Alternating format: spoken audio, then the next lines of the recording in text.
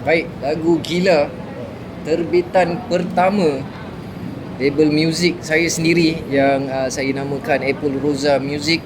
Dan lagu ini saya sangat berterima kasih kepada dua sahabat saya, Awira dan juga Fik Halim, kerana sudi join projek ini. Dan berkenaan storyline lagu Gila ni, dia adalah sebuah nukilan puisi untuk menggambarkan perasaan betapa sakitnya kegagalan dalam bercinta tu. Dan lagu ini adalah lagu untuk mewakili mereka-mereka yang mungkin tak pandai untuk menzahirkan perasaan itu di dalam kata-kata. Jadi kita tuliskan lagu ini untuk mewakili perasaan mereka-mereka yang pernah merasai betapa sakitnya kegagalan bercinta itu sampai hampir jadi gila. Betul lagu ni ada kena-mena dengan Apple sendiri ke macam mana? Saya seorang penulis lagu. Dan saya pula adalah seorang lelaki yang sangat bahagia. Jadi untuk menjadi seorang storyteller, kita memerlukan rasa empati yang sangat tinggi. Jadi saya adalah seorang pendengar yang setia. Jadi setiap cerita-cerita yang saya tonton, cerita-cerita yang saya dengar, cerita-cerita real life di dalam social media, saya suka jadikan inspirasi untuk saya letak diri saya di dalam keadaan itu, untuk kita boleh menghasilkan karya-karya yang sebegini. Jadi kalau nak tanya adakah kisah ini based on true story, saya berani jawab ya. Cumanya bukanlah entirely true story saya. Sebab sebagai storyteller, kita adalah pencerita kepada kisah-kisah mereka yang tak mampu bercerita. So berapa lama ni dapat idea untuk? Baik, lagu Gila ni saya tulis dia punya demo pada tahun 2022 sebenarnya. Dan saya simpan projek lagu ni sampai ke hari ini sebab saya rasa kita tak jumpa penyanyi yang sesuai untuk deliver. Dan kebetulan memang saya dah letakkan plan in place untuk Apple Rosa Music ni. Dan memang di dalam perancangan Apple Rosa Music ada nama Fik Halim dan juga ada nama Awira. Dan kita pilih demo yang ini untuk kita jadikan sebagai first single projek trilogi ni. Jadi lagu ni sebenarnya dah berusia 4 tahun. Dan hari ini baru dia terzahir dan menjadi fizikal.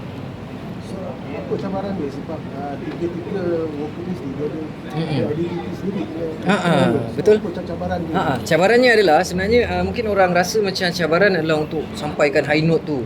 Cabaran untuk sampaikan note-note yang complicated tu. Bukan.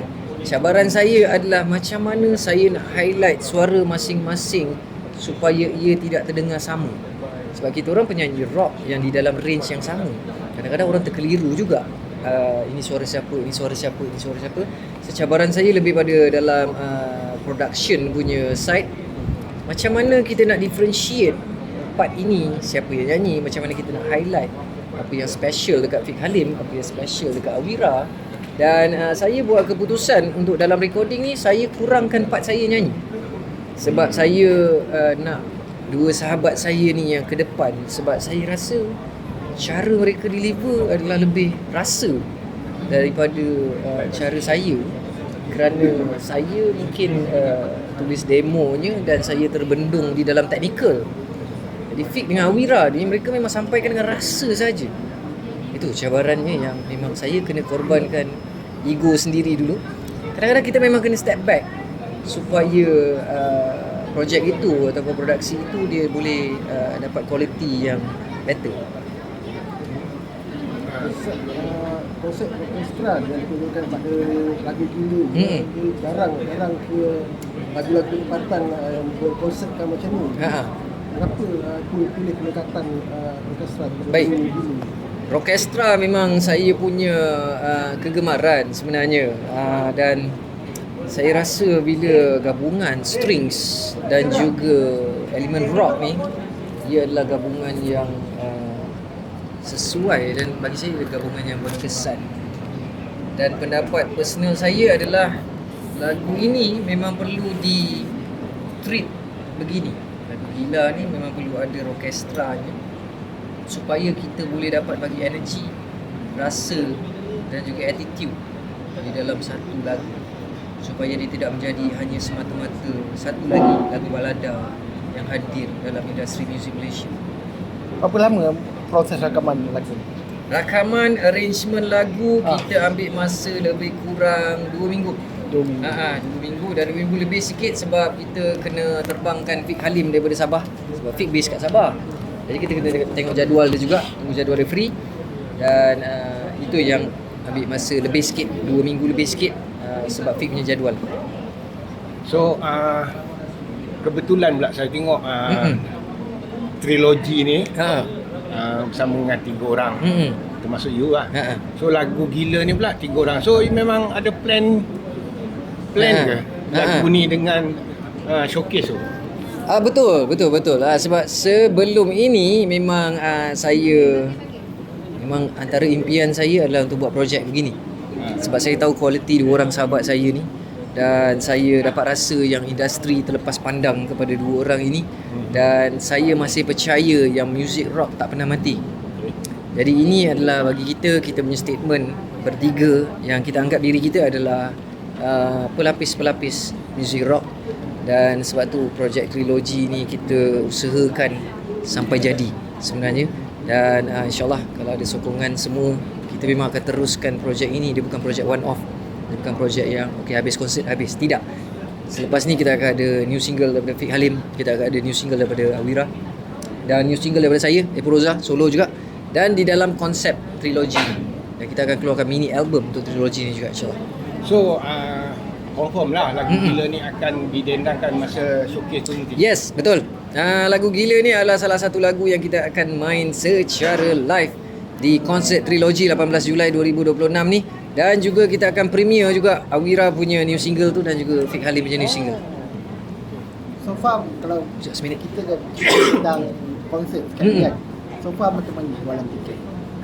Jualan tiket kita sebenarnya bergerak, walaupun dia tidaklah macam konsert-konsert popular yang lain, sebab kita ni sebenarnya projek bikin sendiri, duit sendiri, promo sendiri, jalan sendiri.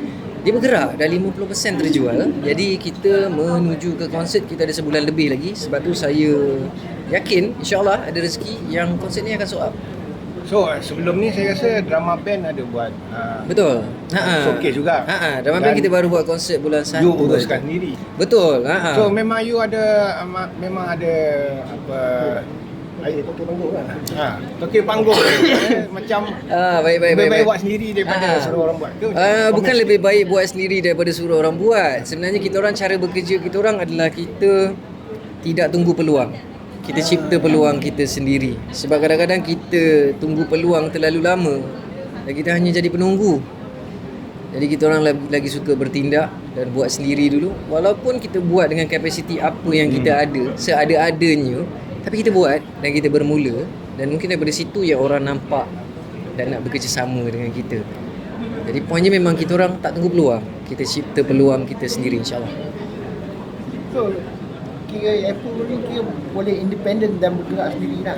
Semua mana dah ada team. Betul. Semua mana boleh buat macam DIY lah. Betul. Saya ada kawan-kawan yang best bang sebenarnya. Saya ada kawan-kawan yang sangat passionate. Saya ada kawan-kawan yang sentiasa membantu. Saya bukan buat seorang.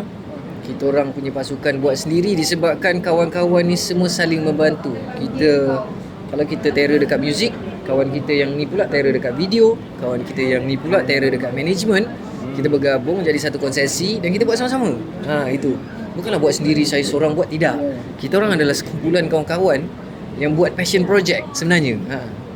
Tahu di samping itu juga tengok Apple dengan drama band sendiri apa semua kan, dapat offer show sana sini semua. So adakah itu tidak mengganggu kerjaya Apple dan untuk konsep ni? Adakah itu satu peluang untuk mempromosikan? Betul. Sebenarnya saya suka. Terima kasih banyak soalan tu.